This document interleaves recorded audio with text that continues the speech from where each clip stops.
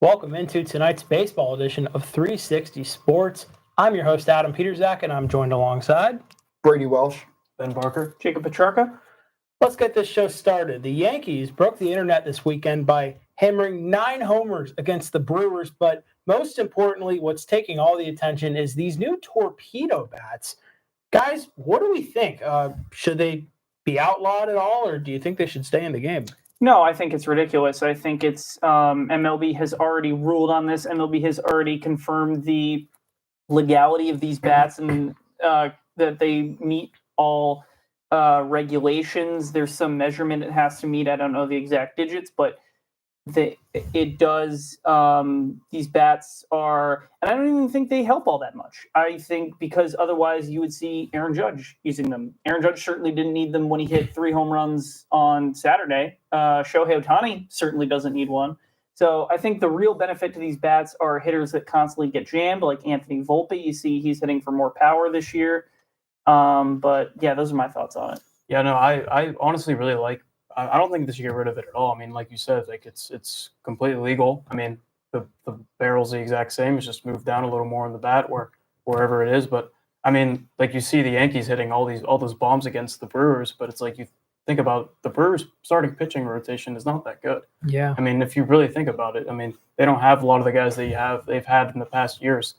So I mean, I personally like these torpedo bats. It's obviously going to become a trend in baseball. So because we see Ellie De La Cruz now using it, he's raking with it now. So I mean, yeah, I mean, I like them. What about you? Yeah, I mean, like they really shouldn't be outlawed. They're the same weight, same length, same amount of wood as regular bats. It's just a barrel moved either down towards the handle or towards the end. So it's just to help the hitters, and I honestly think it's genius. Yeah. Yeah, I mean, I've got no problem with it. From what I've taken away, whoever wants to use it can. Whoever doesn't want to doesn't have to. I don't think it's designed to be some sort of advantage. Like we said with the barrel size, I think it's just meant to help out hitters who need it. I thought, like you mentioned Aaron Judge, I thought it was really funny how they asked him, like, are you going to use a torpedo bat? And he's like, I'm Aaron Judge. I don't need a torpedo bat. Yeah. I'm fine. I could hit 3 homers in 4 innings against Milwaukee. That alone was just insane. But I mean, I've seen the Phillies might order some. I saw Alec Boehm started to use one. If Bryce Harper gets his hands on a torpedo bat, it might be game over. Yeah. But well, maybe Aaron Judge needs a torpedo bat in the playoffs. But we'll see. yeah, for sure. Yeah. Well, speaking of playoff teams, one team that might need a torpedo bat right now, the Atlanta Braves. They fell 6-5 to the Dodgers last night and are now 0-7 on the season. Fun fact, no team that has started 0-7 has made the postseason or finished 500 ever. Not to mention Jurickson Profar, who they signed for 3 years and $42 million this offseason, just got suspended 80 games for PEDs. He's able to come back later this season toward the end of June, but he is ineligible for the postseason if Atlanta makes it. Guys, what can the Braves do to get out of this slump? Not play the 2 undefeated teams out on the West Coast. That's what they can do. Yeah. But yeah, this won't let, as much as I really dislike the Braves and would like this to continue, it's not. They're going to get Strider back. They're going to get Acuna back later in the year, and they play the Marlins this weekend at home. They're going to win that series. But yeah, I think they'll be fine. I think they will definitely. I think they still can make the playoffs.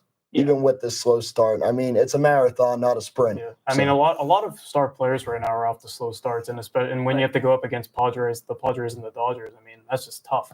Yeah, especially those pitching staffs, they're insane. But the other thing about the Braves is that they need to get back. They honestly need to get healthy, like you said, with Acuna and the Ronaldo Lopez who's still in the IR. It's a big help with their pitching. Their pitching staff's been subject to. I mean, it's been iffy. They probably got to make some moves at the deadline, but I think they'll be fine. I mean, 0-7 is I'm just kind of surprised they couldn't get a single win.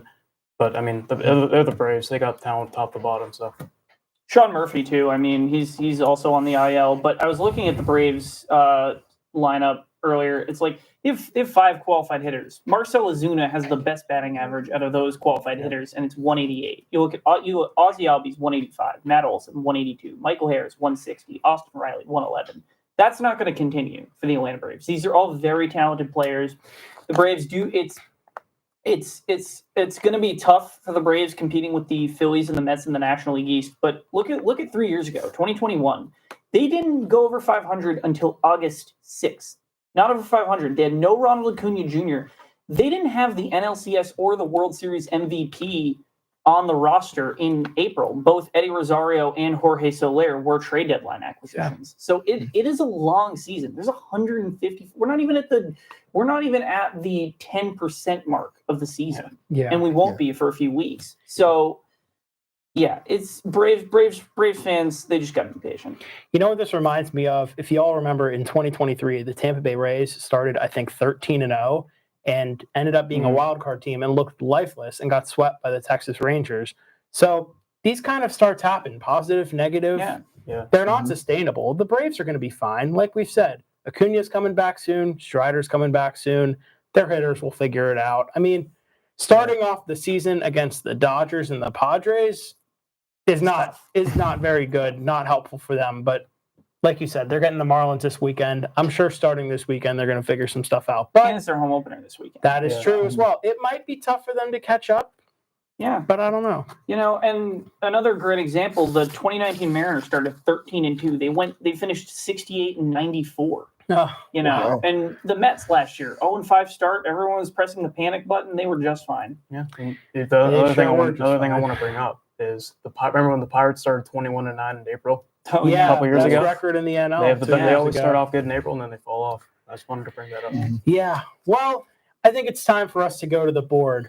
Opening week is concluding, so let's head over to the board and talk about one team that has surprised us this year, and that could be good or bad. And Ben, we're going to start with you. All right. Well, we actually just talked about this team not too long ago, literally just last segment, but I'll kind of go into a deeper dive. My pick I had was the surprise team is the Atlanta Braves. Obviously, we just mentioned how they have struggled on the road so far this year, 0-7 against the top two teams probably in the National League, but in the same division, the NL West. But I mean, I think the Braves are fine. I mean, like we mentioned before, their star player Ronald Acuna is out for the time being. Spencer Strider as well, looking for him to return as well to the starting rotation that desperately needs it. They've struggled a lot over, the starting rotation struggled a lot. So I think that if they can just get healthy again and they start playing, more favorable opponents and more favorable locations like at home, I think they'll be fine. But yeah, no, I was really surprised that they could not get a single win over the top teams. It's kind of concerning, but at the same time, it's April, it's early, so we'll see what happens. Okay. Yeah. Just talked about them, but Yeah, I mean, like we've said, this isn't sustainable. The Braves will figure it out. I mean, Brian Snitker is one of the best managers in the game. Yeah. Even though he has come out and said he might retire at the end of the year, which I find kind of surprising. But I mean, the He's Braves, pretty old. Yeah, I guess that's true. Yeah. But the Braves, they'll figure it out. They always seem to do well with what is what I'm trying to say. They do better with less, I guess, is what I'm trying to say. They do fine with guys that are hurt. I guess right now, not a good start, but they will certainly figure things out. All right, Jacob, you want to go with your pick? Yeah, I'm going to switch leagues. I'm going to go to the American League, where it's the Los Angeles Angels out to a 4-2 start, second place in the American League West right now. I understand they've only played the Chicago White Sox and the St. Louis Cardinals. But, I mean, if you look at their starting rotation, has been excellent out of the gate. You got Yusei Kikuchi, Tyler Anderson, Jack, he's got a long last name, it's Kachanowicz, I believe. Yeah, they've all made great starts out of the off the pitcher's mound. Lineup, a little slow right now. Mike Trout only a 566 OPS, but he did just blast his first home run of the season last night. It'd be nice to see him get going. Nice to see a full season out of Mike Trout. But yeah, I'm very excited about the Angels going forward, and hopefully somebody in that division can win it other than the Houston Astros. Yeah, the Angels got a really young team besides Trout. So And I mean, Moneyball is my favorite movie ever. Shout out, Dad. This is one of our favorite teams from the movie, but as Ron Washington says, it's not that hard. Maybe the Angels can do well after all, but it's still good to see them out to a good start, even if it's not sustainable. I always hope the Angels do well. Mike Trout needs more than one playoff game in his career. Yes. I agree. Yes. Well, Brady, want to give us your pick?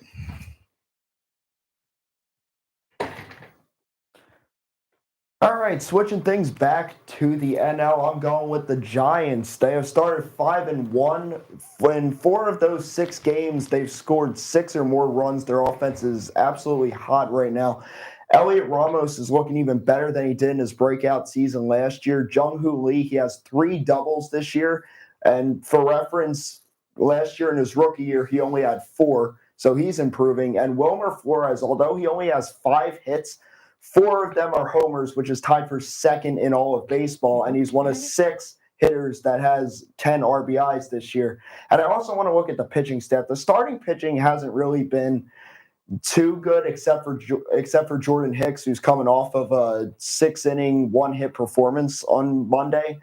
But I wanted to look at their bullpen mainly. Their bullpen has been elite this year. They have, I believe, a 1.74 ERA out of the bullpen this year so far, and which is 3rd in all of baseball. And for reference, last year they were 15th in all of baseball in bullpen. And this is a team that was very doubted. They are in the same division as the Dodgers, Padres, and D-backs. All 3 are stacked teams. The general consensus was that they would finish 4th in their division, but I don't know. The way they're looking now and their track record with that magical season in 2021 where they randomly won 100 games out of nowhere, I think they could definitely ride this and potentially go to the playoffs. But it is still April, so you never know. Yeah, the Giants are all honestly like really good or just like mediocre. They're just like they're never bad. Yeah. You know? Yeah. And then look at the division they're in. They're in the NL Yeah. West, and right now they're in 3rd place. It's tough. It is It's really tough. tough. It's tough being in that division. Yeah. I couldn't That's imagine tough. that. Los Angeles, you got San Diego, and the Diamondbacks are pretty good. At least they get to Yeah. beat up on Colorado, though. Yeah, the Rockies Yeah. are just there, Oh, man. The Rockies are, There's Yeah. the punching bag. yeah. Yep. All right. Well, I guess it's my turn. So let's go to the board. We've got a nice pattern. We're going back to the American League here, and my team is the Toronto Blue Jays. They're off to a 5-2 start, which is 1st place in the AL East, and tied for number 1 in the American League with the Texas Rangers. Genuinely surprised. I was not very high on this team going into the year, so I like to see what they're putting together. Andres Gimenez looking like a great pickup. He's batting .300, I believe, with 3 homers and 6 RBI in his first 7 games. On the pitching side, Chris Bassett looked pretty good in his first start. I know they just lost Max Scherzer for a long period, maybe not a long period of time, but a period of time. He will eventually be back. They also have Jeff Hoffman, Phillies legend. I miss you in Philadelphia, Jeff. But great to see that you've got 3 saves in your first 3 opportunities. I'm curious to see how far Toronto can take this. They played the Orioles to start out the year, split with them in opening weekend, and just swept the Washington Nationals. And now they are traveling to Queens this weekend to take on the New York Mets. So I'll have my eyes on that series and see what Toronto can do. And as a Phillies fan that despises the New York Mets, please sweep them. I'm a big Blue Jays guy this year. I got Jimenez and Hoffman as in fantasy this year. Hey, there you So, go, man. There you go.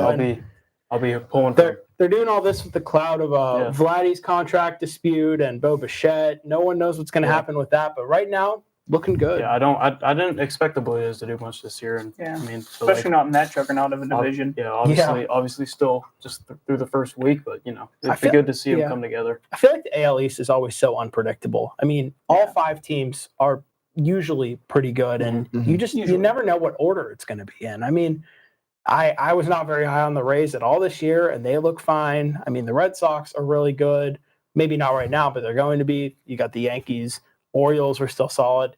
It's always going to be a tough order. You really don't know what to pick. Yeah, in my opinion, that's the most fun to watch division in baseball. Absolutely. Not if you're a fan of one of the teams. I know, but I'm a Phillies fan, so I can just watch from afar and not care. Yeah, exactly. I'm in National League too, like completely different league. Yeah, there you go. You don't got to worry about it. Well, speaking of not knowing who to pick, we're going to do a blind rank.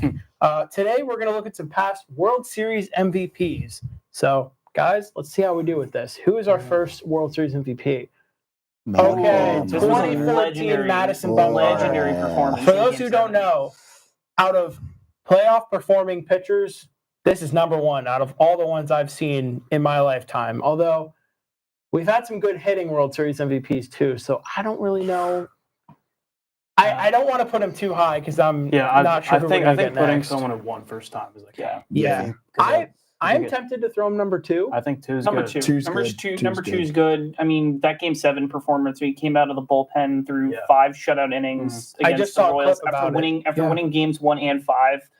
Legendary performance. He's like his playoff ERA is I believe it's under 1. So Yeah, I literally It's- just saw a TikTok about it yesterday. yeah, it's So, it's insane. yeah. Number 2. Yeah, Number 2. All right, who we got next? Looks like Ooh, that is Corey Seager. Seager, Yeah. 2023. Now, Corey Seager, he was him that entire playoffs. He was. Playoff He was run. that whole team. Of course, that moment in Game 1 where he hit the game-tying home run, followed up by Adolis Garcia's game winner. I think if we look at the playoffs, I think Adolis Garcia was the better hitter for the Rangers. That's probably true. Yeah. This might not have been. So This Corey one- Seager, he's got 2 World Series MVPs. Yeah. I feel like the Dodgers one might be the more dominant one. Yeah, because him and So- Rosarena were just trading home runs that Yeah. season. So do we want to put him at like 4 or 5? I was thinking 4. Four is Four. good. All right. 4 is good. So we've got Mad Bum 2, we've got Seager 4. Who do we got next? All right, Ooh. Steve Pierce 2018. Oh, man, one of the Steve more Pierce. peculiar World That's Series one, it's one of the more MVPs. random ones. One of the more random ones Steve for Pierce. sure. I don't know. Now, he was good, but I feel like we're going to get someone back. I'm tempted to throw Corey. That's not Corey Seager. That's Steve Pierce. I'm tempted to throw him in my 5 spot, but I don't know what you Yeah. guys. 5's good. 5 Let's is put good. let's put the Red He wasn't Sox better guy than 5. Seager or 5 is So- good. Sounds good to me. We still need what, 3 and 1? Yeah, Okay. we're gonna get. Ooh, Ben Zobrist. Ben Zobrist. 2016. Now he did have the legendary go-ahead hit in Sure did. the 7th game Yeah, to yeah. give the Cubs their first championship in 108 years. I don't remember too much of what else he did during that series, but yeah, I'm I don't- comfortable throwing him 3. I think three. 3 is good. Yeah, I feel like there's going to be an all-time legendary performance at 5. We'll see. Let's see. Well, let's hope. Yeah, David perfect. Ortiz, Yeah, is that perfect. 2013, I Perfect, think? Big Poppy. perfect number 1. I think that works He out. had a 675 batting average in 6 games. Jesus. 675. That is No, wild. No, big I think it was grand 625. 625. But Still. still insane for a series that's not a sweep, Yeah. right? Not to mention all the off-field stuff he did to carry the Red Sox this year. This was a good list. Yeah, yeah, that big home run. I am I'm very comfortable very with this proud list. of this list. I honestly think if we saw all 5 of these, this would be the list Right. anyway. Yeah. Yeah. The only thing I might change is Corey Seager above Steve Pierce. Right. But oh no, wait, we had Pierce number 5, didn't we? Yes, Who Pierce do at we have 5, 4? Seager. We had Seager we 4, had, with Zobrist. Zobrist. Oh, really. okay. Then maybe Yeah. Seager above Zobrist. That's Right. what I meant. But Yep. other than that, I think we nailed it. I think Guys. that's We pretty did a good. great I think, job. I think the fact that we just named the number 1. I think Yeah. I'm Yeah. glad that we stayed patient. I'm just glad I didn't have to see Freddie Freeman's face. I had too many bad memories. Too many bad memories. I was thinking That we was were going to bad. get Freddie Freeman. I was Yeah. surprised to see David Ortiz here, but I think it worked out. But anyways, let's move on. We've got 2 undefeated teams left so far in the MLB season. As we mentioned, they are the Dodgers, they are the Padres. But the question is, how long do we think they will stay undefeated for? Let's predict. I'm gonna think the Padres stay undefeated longer. I think because I think the Dodgers are the better team, but they also have the tougher opponent this weekend in the Philadelphia Phillies. I could see I could see a Padres sweep of the Chicago Cubs more likely than the Dodgers sweeping the Phillies. Yeah, I think honestly this is really tough, but honestly I got to go with the Padres over the Dodgers. I think it's mainly just because of how well the rotation's been. I mean, Nick Pivetta, Michael King, Dylan Cease has been well. Yu Darvish is still on the injured list, but he'll be back soon. But then you look at the rest of the lineup, and it's like obviously you lost Jurickson Profar, but you were able to maintain some of the key players that can get you hits, and I think it's a big reason why the Dodgers the Padres are undefeated right now, and I think it'll continue. Yeah. Yeah, I'm gonna pick the Dodgers to stay undefeated longer than the Padres. Just because the Padres, their first game against the Cubs, they got to face Imanaga, so that's always going to be a really tough pitcher to try and hit. And the Dodgers will have Yamamoto on the mound, their first game against the Phillies, so I think they'll win that, extend their streak to 9, and I think the Padres won their streak where it is right now. Yeah, I'm going to agree with you. One thing I think we all forgot to mention is tomorrow is going to be, I believe, Wrigley Field's home opener for the year. So that Chicago crowd is going to be rowdy. Nonetheless, having Imanaga on the mound. You mentioned Yamamoto going for the Dodgers tomorrow. He'll be up against, I believe it's Jesus Luzardo for the Phillies, who had a really good first start in Washington, 11 strikeouts. But, I mean, he's going to be facing a much The tougher Nationals are team. not the Dodgers. That's what I was exactly. going to say. Yeah, I could definitely see the Dodgers getting the first one in that series. And I think the Padres lose the first one in Wrigley. I think that's what I'll go with. All right. So, do we have time for game predictions? Yes. All right. All right. All right. Let's do some game predictions. We've got two here that are happening tonight. The first one is the Arizona Diamondbacks at the New York Yankees. Arizona is 4-2 on the year. Yankees are 3-2. Starting pitchers in this one: Merrill Kelly, 1-0 with a 1.69 ERA. And for the Yankees, it'll be Carlos Carrasco, who doesn't have a win or a loss, ERA of 13.5. The Diamondbacks up 2-0 in the series. Jacob, I know you're the big Yankees fan, so I'll let you start this one. Well, I'm gonna stick with the Diamondbacks. This is no hatred whatsoever on Carlos Carrasco. I think that ERA is a bit high because he was pitching that garbage time game against the Brewers, so they kind of just teed off with nothing to play for. I think he'll have a short leash tonight. And Merrill Kelly's, the Diamondbacks rotation is just insane with Corbin Burns and Zach Gallen striking out 13 Yankees last night. That's the most strikeouts of any Diamondbacks pitcher in the last 3 years. But yeah, I think I have Arizona tonight. It's going to be a sweep in Yankee Stadium, but I think the Yankees can rebound in Pittsburgh. Yeah, I have the D-backs over the Yankees. I think it's just based off the pitching matchup. Carrasco, I know he's older, and you said he got a little roughed up, but yeah, I mean, I think Merrill Kelly is good enough to, keep the Yankees offense at bay. So yeah, the one thing I remember about Merrill Kelly, I believe he started Game 7 against the Phillies in that 2023 NLCS. Came in there and just dominated. So I know he can do well in tough ballparks to play in. I mean, Yankee Stadium is going to be no easy test, but I think he'll do well tonight. One thing I've noticed for the Diamondbacks this year, Eugenio Suarez has been off to a really good start, and they have guys they've extended. Brandon Pfaadt was signed to a 5-year extension last week. We had Ketel Marte get extended yesterday, which I love. yeah, I was talking to my brother about this. Ketel Marte is so underrated. I was right about By far, I think the best second baseman in the league. I would throw him up there with some of the overall talents in baseball. Yeah, I just think he's been fantastic. good. He's been good for so long. And I feel like just not enough people talk about it, especially the fact that the Diamondbacks, like a few years ago, weren't that great. I mean, when they were I think there was 1 year they won only around 50 games. Yeah. So, and they had Ketel Marte, who was the biggest star there. Yep. He's continued to produce. As far as my prediction, though, I'm also going to say Arizona to complete the sweep. Something crazy, though, not something I normally do in a series in Yankee Stadium. I'm kind of surprised that we all don't have the Yankees taking a game, but looking at the pitching matchup, I would definitely take Merrill Kelly over Carlos Carrasco. No hate to Carrasco, but I do think the Diamondbacks get the job done. Yeah, and then I'm going to complete the sweep here. I'm going to also pick the Diamondbacks. Fair enough. The pitching matchup It's just too wide. it's too wide. And Carrasco, I hate to say it, I've always been a fan of Cookie throughout his career, but Me he's too. just washed now. Yeah. It's sad. On the wrong side Yeah. of 30. Yeah. All right, well, one more game we've got to predict here. A battle of two teams that are 2-4 on the season. The Reds are going to the Brewers. This is the first game of a 4-game set. It'll be Nick Lodolo for the Reds, 1-0 with an ERA of 3 against Nestor Cortez Jr. for the Brewers, 0-1 with an ERA of 36 on the year. Gave up, how many home runs did he give up against the Yankees? He gave up 5 home runs in 2 innings, including 3 on the first 3 pitches of the game. That is insane to watch. Well, I think he was just helping out his old buddies. That's what he was doing. He's just being nice. I think he's going to rebound. I hate to bring it up, but ever since that home run he gave up to Freddie Freeman in the World Series, the dude just has not Why been the Aaron same. Boone ever put him in that position will forever baffle me. Yeah. As far as my prediction, though, I'm going to go with the Reds. Maybe not just because Nestor Cortez is pitching. The Reds just came off a series loss to the Rangers. I'm sure they're a little mad and they want to rebound.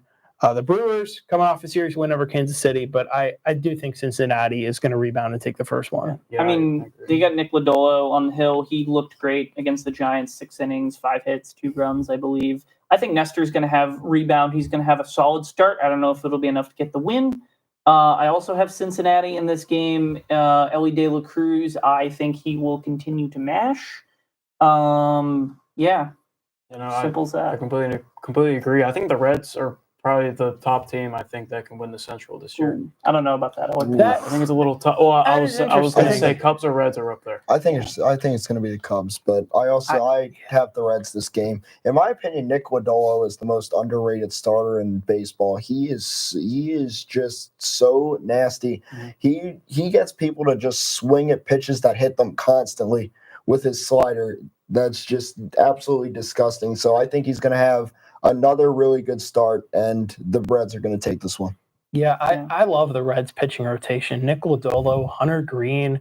I loved the Brady Singer addition this offseason. Who else do they have? Who am I missing? Well, Tyler Stevenson's on the IL right now. He's one of the better hitting catchers in the league. Matt McClain came back Yeah. Right. pretty Mhm. recently too, and he's a good young guy. See how good Ellie can be with that torpedo bat. Yeah. Yeah. I'm sure he'll be using that. All right, game predictions for tomorrow: Yankees versus Pirates at 4 p.m. Okay. Oh, Fun fact: I'm actually going to the Yankees Pirates game on Saturday. Shout out my buddy Joe for getting us the tickets. So we'll have a fun time. But as far as tomorrow goes, Yeah. I think the Yankees are rebounding. Well, they've got Max Fried yeah. on the hill. I was just going to ask, what's the yep, pitching matchup? Max Fried on the hill. I didn't see who's pitching for the Pirates, but I think the Yankees. I know they don't have all the time to travel because they're obviously playing tonight and then taking a bus down to Pittsburgh. But yeah, I think Yeah. I like them tomorrow. Yeah. Aaron Judge has some pretty good numbers at PNC Park, I believe. So Yeah, Mitch Keller will be on the hill for the Bucks tomorrow. I was going to guess Keller. I'm pulling. I mean, Keller had a good start his first start of the year. But I mean, we've seen Mitch Keller. You know, he starts off hot, and then slowly that ERA starts inflating. But you know, we're playing the Yankees. I mean, the Pirates were 2-5 heading into this game. They avoided a big sweep against the Rays yesterday or on Wednesday.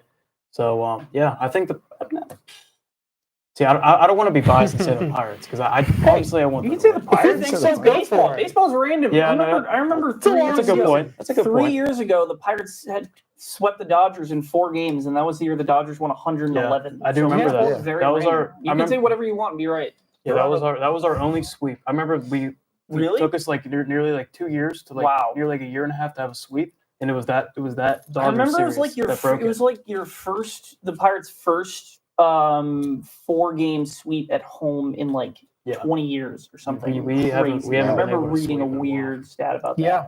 Yeah. I think Keller gets it done. You know, just All right. Yeah, at home. sure. I mean, remember the White Sox had to win 41 games last Somehow. year. Somehow they did that. Yeah, But yeah, I'm gonna go with the Yankees just because I think the pitching matchup just goes way in their favor. Max Fried is probably gonna dominate the Bucks lineup, Yeah, but I think Mitch Keller will also have a good game because he usually is a really good early pitcher. But I'm gonna give the edge to the Yankees. I fear Max Fried might no hit us Friday. You know what? You motivated me, though. Yeah, It's PNC Park's home opener. Why not? Yeah, you're Baseball's going to the got game. Some randomness too. You might as next well day go. I'm going, but oh yeah, Saturday still.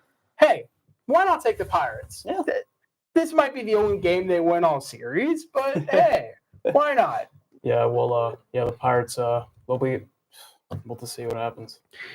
Yeah, yeah. Can't count them out. Yeah, baseball's always good when the Pirates are good, man. I'm telling you. If Yeah. Pirates fan or not, nothing matches It's it. good to see. Nothing I Yeah, mean, I Pirates still remember baseball. 10 years ago, Pittsburgh was absolutely electric during that Yeah. wild card game. 10 years ago. They deserve more. I They was- deserve more. I was Paul, 9. Paul Skeens had a quote in the offseason, which I really like. They deserve Yes. more than a wild card game. They do. Mhm. They really I do. really want to see the Pirates Yeah, one it's- of these years just break out, have a nice deep run the playoffs. Those fans are so They passionate. We haven't need to finally have made a the good NLCS offseason. since 1992.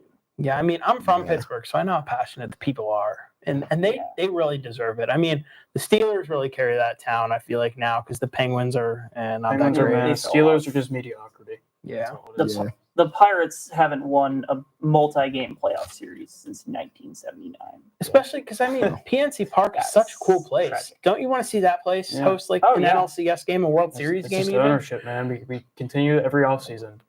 Bob Every Nutting, if you're offseason. watching this, spend some money. Please. Help the team out. Help Paul Please. Skeens out. He can only do Yeah. so Desperately. much. Mhm. You can only do so much. He's one man. We need offense Yeah. to support him.